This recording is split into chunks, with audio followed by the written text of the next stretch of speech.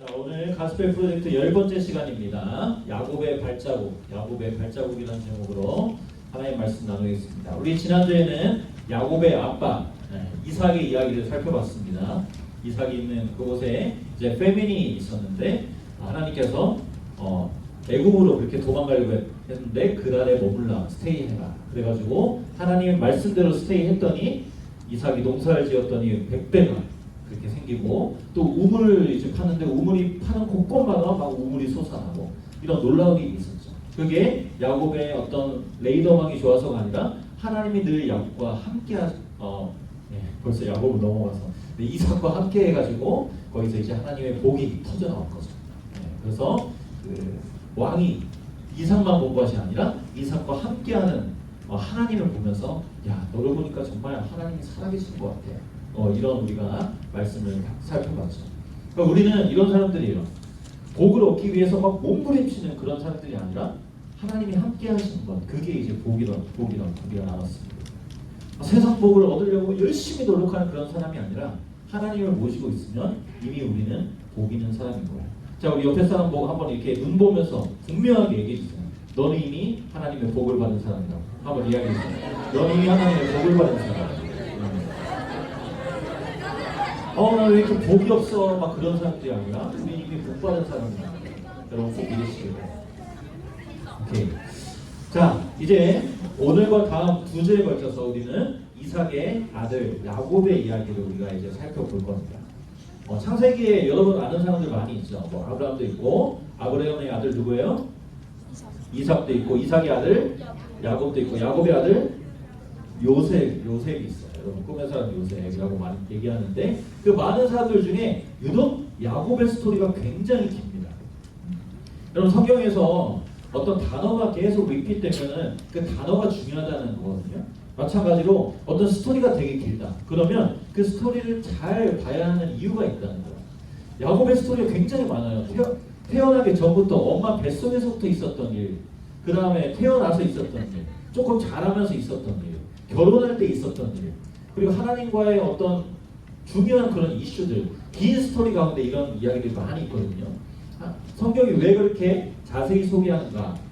그 스토리 안에 우리의 스토리가 있기 때문에 성경은 그것을 말하는 겁니다. 제가 작년 말부터 뉴스를 맡았잖아요. 작년 말부터 이 야곱의 스토리를 여러분과 함께 나누고자 하는 마음이 강하게 들었어요. 그래서 작년 말부터 이미 저는 여름 수련회 말씀을 정했어요. 야곱의 말씀을 나눠야겠다. 저는 하나님의 주신 마음으로 여기고 그렇게 이제 벌써 준비를 하고 있습니다. 그러니까 야곱의 이야기는 다른 누군가의 이야기가 아니에요. 그 야곱의 이야기는 바로 저의 이야기고 여러분 한 사람의 이야기인 거예요. 야곱과 함께 하시면서 야곱에게 일하셨던 하나님이 우리와 똑같이 우리와 함께 하시면서 우리 가운데 일을 하세요. 그리고 결국 야곱이 평생 이제 살펴보겠지만 정말 이상한 삶을 살다가 결국 하나님 나의 하나님이십니다. 그 고백이 터져 나온 것처럼 우리의 입술에서도 하나님이 저 하나님 다른 누군가의 하나님이 아니라 그 하나님 이제 진짜 고백할 수 있어요. 그 하나님은 나의 하나님입니다. 이런 고백이 여러분의 삶 가운데 하나님의 때가 되어서 터져 나올 수 있기를 간절히 소원해요. 자, 이제 야곱이 태어난 이야기부터 한번 살펴보죠. 자, 이삭과 리브가가 이제 부부예요. 야곱의 엄마 아빠인데 부부 사이에 아이가 안 생겼습니다. 목사님 주변에도 결혼한 지 10년이 지나고 오래 지났는데 아이가 안 생겨서 정말 고통스러워하는 그런 부부들이 많이 있어요. 야, 정말 그런 거 보면 아이가 그냥 생기는 것이 아니라 정말 하나님이 허락해 주셔야만 아이가 생기는구나 이런 것을 이제 많이 보게 됐는데 이삭과 리브가도 그래요. 아브라함 때부터 많은 자손을 주시겠다고 약속하셨는데 약속과 달리 지금 아기가 안 생겨요. 그래서 이삭은 어떻게 합니까? 기도합니다. 여러분 우리 삶 가운데도 그런 일들이 있어요. 하나님이 세상 끝날까지 우리와 함께 하시겠다고 약속하시고 우리 삶의 모든 것을 통해서 정말 가장 좋은 것을 주시겠다고 그렇게 약속하셨는데 우리 삶을 보면 그렇지 않은 거예요. 하나님이 함께 하시지 않은 것 같은, 하나님이 약속과는 전혀 다른 것 같은 상황이 이렇게 막 펼쳐지고 이게 좋은 거예요? 라고 퀘스천 마크가 막 생길 그런 일들이 있을 때가 있다는 거죠. 자, 그럴 때 이삭은 어떻게 한 거예요? 믿음으로 기도를 했어요. 자, 여기서 믿음이라는 거는 내가 이렇게 됐으면 좋겠다고 하는 호프를 하나님한테 막 이렇게 얘기하는 게 아니에요. 목사님 뭐라 그랬죠? 믿음 생활은 하나님을 믿는 거고 하나님의 약속을 믿는 거라고 했어요. 그러니까 이삭은 뭘 붙잡고 기도하는 거예요? 지금 내 눈앞에는 아이가 안 생기고 있지만, 그래서 아내도 너무 힘들어하고 있지만 하나님이 내가 너 자손을 줄 거야. 아브라함한테도 말했고 이삭한테도 말했던 그 약속을 붙들고 계속 기도하고 있는 거예요. 하나님 약속을 이루신 분이죠. 결국 그 약속을 따라서 아이를 허락해 주셨는데요. 그 아이가 누구예요? 네? 그 아이가 누구예요? 자, 당황스러운데? 이삭과 리브가를 통해서 지금 목사님이 아까 힌트를 계속 줬잖아요. 목사님이 수련회 때 이거 나누고 싶다고 그랬잖아요. 예, 야곱 플러스 한 명 더 있었어요. 에서를 주죠. 두 명이 누구냐면 어떤 관계냐면 트윈스, 쌍둥이에요. 예. 우리 뉴스에도 쌍둥이가 있죠. 예, 다현이 쌍둥이가 있어요. 그리고 오늘 새로운 우리 친구 중에 쌍둥이가 됐죠. 오늘 야곱에서 이 주차에 맞춰서 우리 트윈스가 또 우리 교회 와서 너무 환영합니다. 근데 목사님이 그 새로운 친구들한테 못 물어봤고 다인이한테 물어봤어요. 누가 첫째냐고. 네, 누가 첫째 같아요? 한번 일어나봐요. 아니, 뒤로 돌아서 봐요.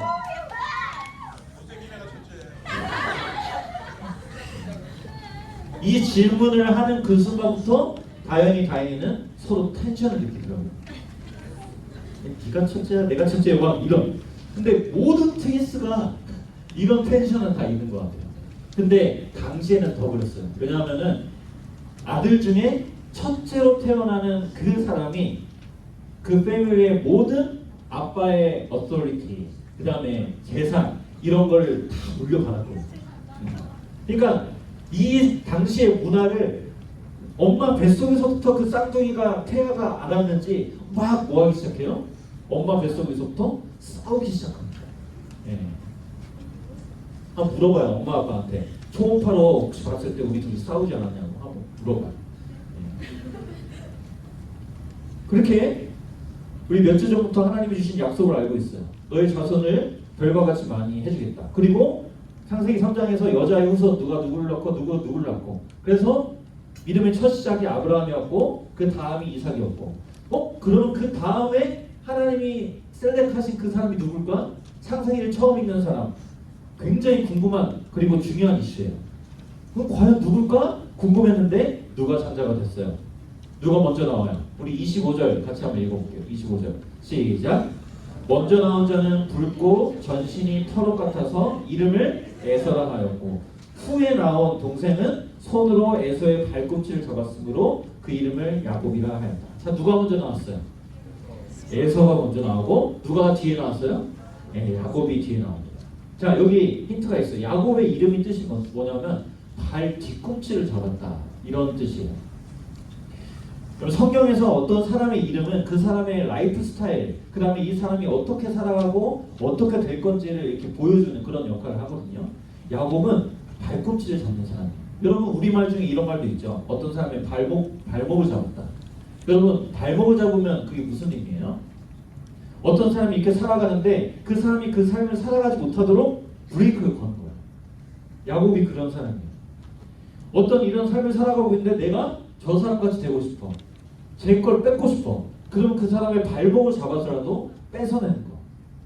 그래서 여러분 이따 가스펠 프로젝트 교재 보면 야곱을 사기꾼이라고 말해요. 그러니까 야곱은 사기꾼이에요. 그런 삶을 살던 사람이 야곱입니다.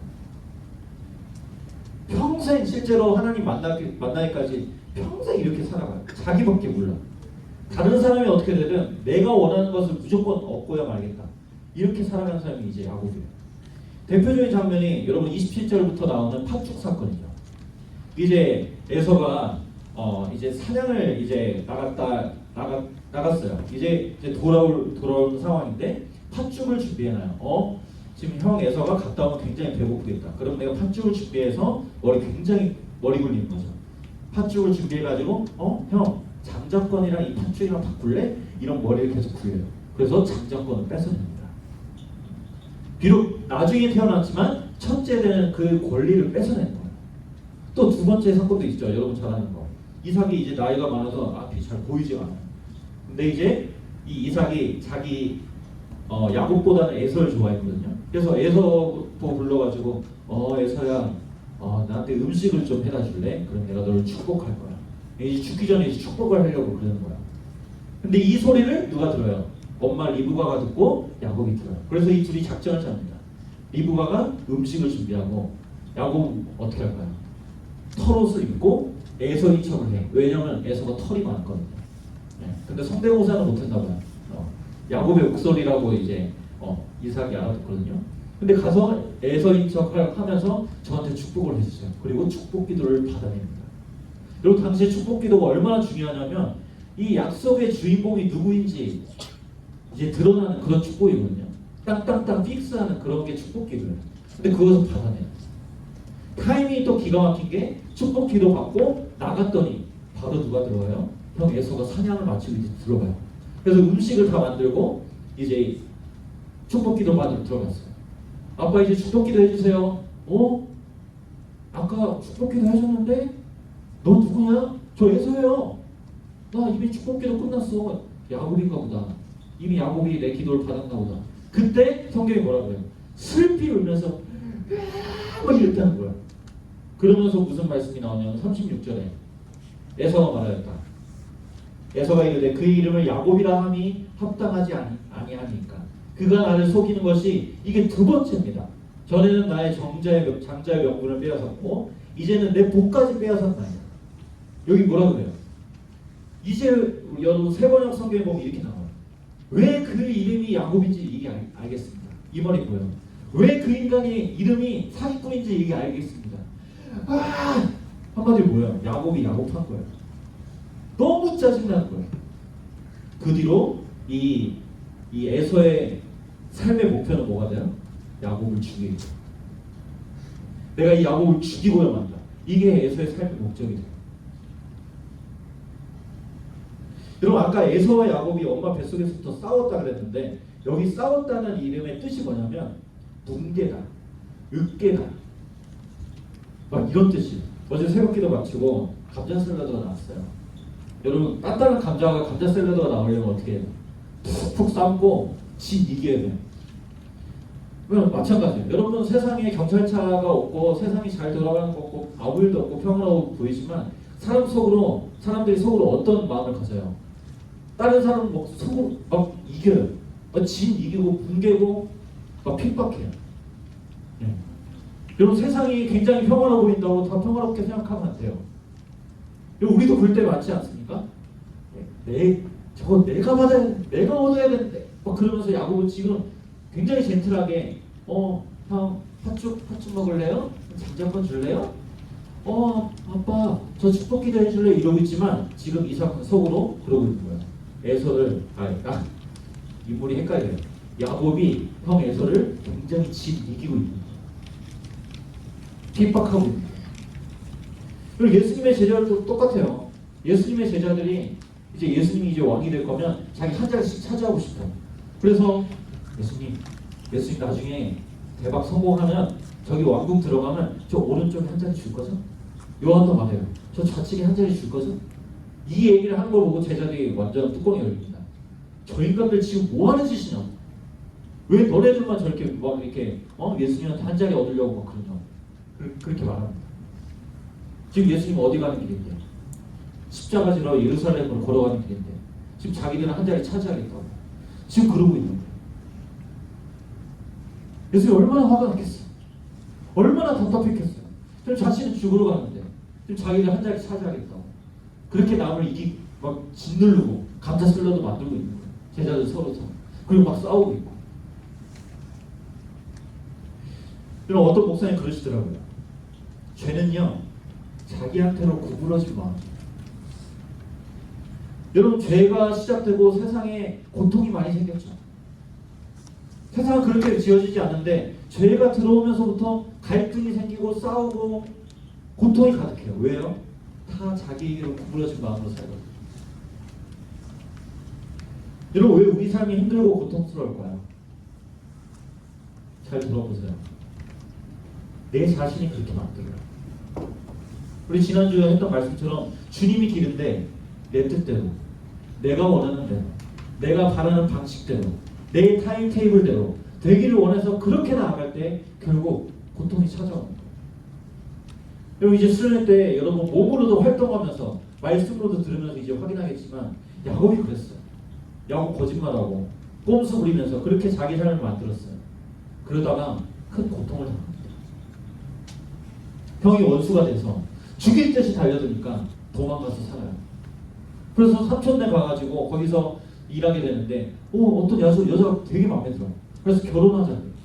그래서 삼촌이 그래요. 7년만 섬겨라. 내가 줄게.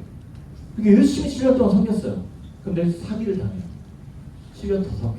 그러면 줄게. 사기꾼이 사기꾼을 만나서 사기를 당하는 거예요. 똑같이 심은 대로 거두는 거예요. 여러분 기가 막혀요. 내가 살아가는 그 방식대로 그렇게 살아가면 그 방식대로 되돌려받는 일이 너무 많아요. 그 인간의 일들이거든요. 고통스러운 길을 야곱이 스스로 만들어냈고 그렇게 또 다시 당하고 있는 거예요. 네, 여러분 오늘 성경에 반전이 있습니다. 하나님은 누구를 선택했어요? 질문이에요. 에서를 선택했어요? 야곱을 선택했어요? 다시 큰 소리로. 에서를 선택했어요? 야곱을 선택했어요? 야곱. 이해가 됩니까? 잘한 게 하나도 없는 이 사기꾼 야곱을 하나님께서 선택을 하세요. 우리 25장 23절 같이 읽어볼게요. 25장 23절 여호와께서 시작. 여호와께서 그에게 이르시되 두 국민이 너의 태중에 있구나. 두 민족이 내 복중에서부터 나누이리라. 이 족속이 저 족속보다 강하겠고 큰 자가 어린 자를 섬기리라 하셨더라. 자, 여기 큰 자가 형 에서고요. 어린 자가 야곱입니다. 한마디로 뭐예요? 에서가 야곱을 섬길 거야. 언제 말한 거예요? 이 둘이 엄마 뱃속에 있는 그때부터 하나님이 이미 결정하신 거예요.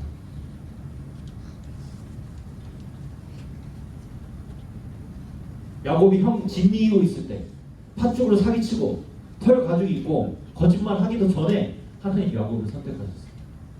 하나님은 모든 걸 아시잖아요. 전지하시잖아요. 그럼에도 불구하고 야곱을 선택하세요. 여러분 이 하나님 이해됩니까?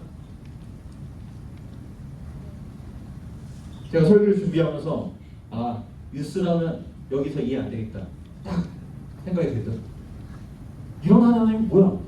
그럼 앞으로 막 살아도 되는 거야? 사기치면 살아도 되겠네? 이런 질문이 분명히 나올 것 같았어요.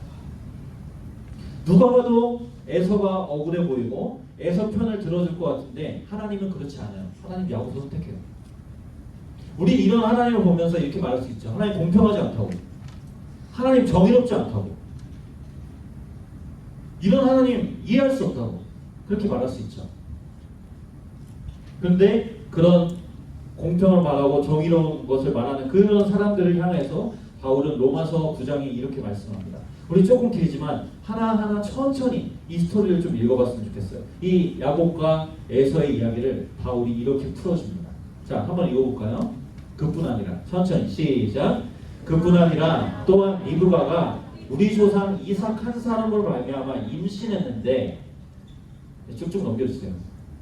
네, 그 자식들이 아직 나지도 아니하고 무슨 선이나 악을 행하지 아니한 때에 택하심을 따라 되는 하나님의 뜻이 어떤 행위로 말미암지 않고 오직 부르시는 이로 말미암아 서게 하려 하사 리브가에게 이르시되 큰 자가 어린 자를 섬기리라 하셨나니 기록된 바 내가 야곱은 사랑하고 에서는 미워하였다 하신 바 같으니라.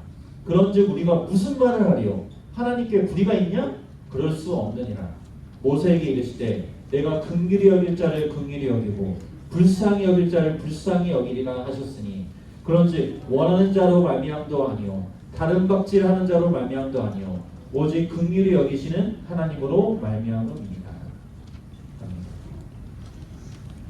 하나님 왜 저런 사기꾼을 선택하셨습니까? 하나님 지금 에서 너무 불쌍하지 않아요? 하나님 저렇게 발 뒤꿈치만 들고 그렇게 살아도 괜찮은 겁니까? 이렇게 질문하는 사람한테 왜 저런 사람 선택했냐고 할 때 하나님이 이렇게 말씀하세요. 내가 야곱은 사랑했고 에서는 미워했다. 그렇지. 목사님 해결이 안 돼요. 근데 성경 말해요. 내가 야곱 사랑하고 에서는 미워했어요. 여러분 신앙생활을 하다 보면요 이해될 수 있고 그래서 꼭 배우고 깨달아야 하는 부분도 있어요. 그런데 신앙생활을 하다 보면 우리가 죽는 그 순간까지 이해되지 않는 부분도 있어요. 그게 뭐예요? 하나님이 야곱 같은 저와 여러분을 사랑하시다는 거예요. 이해할 수 있어요? 하나님이 저와 여러분이 어떻게 잘 살고 못 살고 하나님 순종하고 안 순종하고 그런 거 하기 전에 하나님이 저와 여러분을 선택하기로 작정하고 선택하시고 끝까지 여러분과 세상 끝날까지 함께 하시겠다고 선택하시고 지금도 그 일을 끝까지 계속하고 계시는 거 설명이 됩니까? 이해 안 돼요? 이건 목사님 설명을 할 수가 없어요.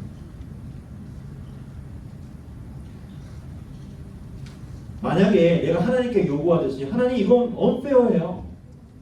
하나님 이건 합당하지 않아요.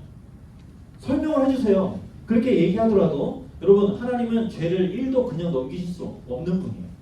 근데 저와 여러분이 아무리 잘 살아도 죄를 하나만 지었다 하더라도 성경 말해요. For the wages of sin is death. 죄의 값은 죽음이에요. 만약에 페어하게 하나님이 우리 가운데 행하셨으면 저와 여러분 다 이 자리에 남아 있을 수가 없어요. 지옥 가야 돼요. 다 죽어야 돼요. 근데 하나님이 저와 여러분을 이처럼 사랑하셔서 예수님의 복음을 믿게 하시고 이 자리 가운데 지금 예배드리게 하고 있다고요. 저를 포함해서 이 사랑을 설명할 수 있습니까? 성경도 설명할 수 없어서 요한복음 3장 16절 여러분 주보에 나와 있는 첫 번째 페이지에 그 구절이 있는 거예요. 설명할 수 없어서 굳이 설명했던 유일한 방법이 이처럼 사랑하사. 이처럼. 그게 다예요.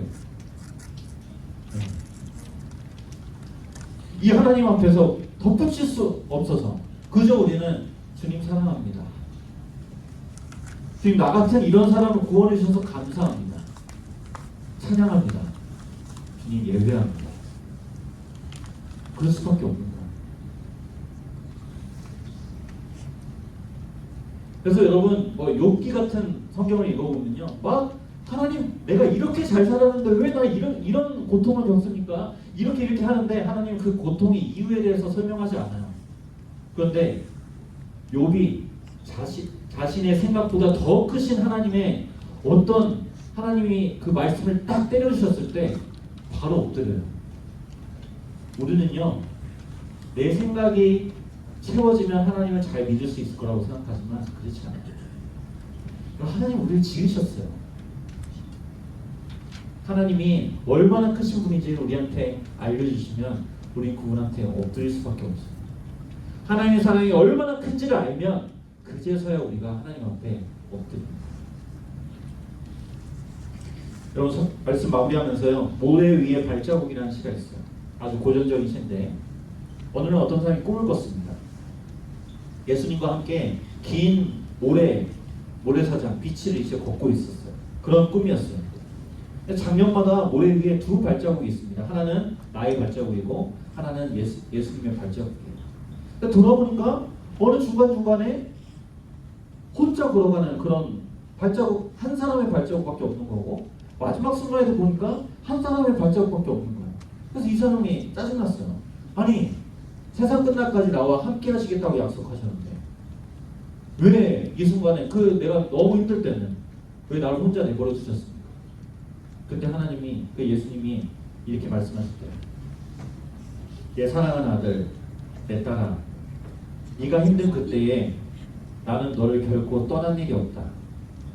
모래 위에 발자국이 하나뿐인 그때는 내가 너를 안아서 업고 갔던 시간이었다. 네. 내가 하나님을 떠난 것이 하나님 우리를 떠나신 적이 없어요. 하나님이 야곱을 선택해 주셨지만 야곱은 늘 자기 자신만 머리 굴리면서 살아갔어요. 근데 하나님은 그 순간에서 하나님을 만난 그 순간까지도 늘 야곱을 안고 그렇게 살아가셨던 거예요. 내버려두지 않으시고. 이거야말로 불공평한 사랑 아닙니까? 설명할 수 없는 하나님의 사랑입니다. 여러분, 우리는 지금도 이해할 수 없어요. 사랑받을 만한 조건도 없고 구원받을 만한 자격도 하나도 없는 나를 선택하시고 끝까지 함께 하시겠다고 약속하세요. 이걸 뭐라 그러냐면 은혜라고 하는 거예요. 자격이 있어서 주는 거, 그건 페이죠. 열심히 일해서 받는 거, 그건 페이죠. 근데 은혜는 자격도 없고 한 것도 없는데 그냥 주는 거, 그게 은혜예요. 여러분은 은혜 받은 자입니다. 아까 하나님의 세계에 나온 그 가사가 있어. 조금도 나의 의라고 말할 수 없는 그곳.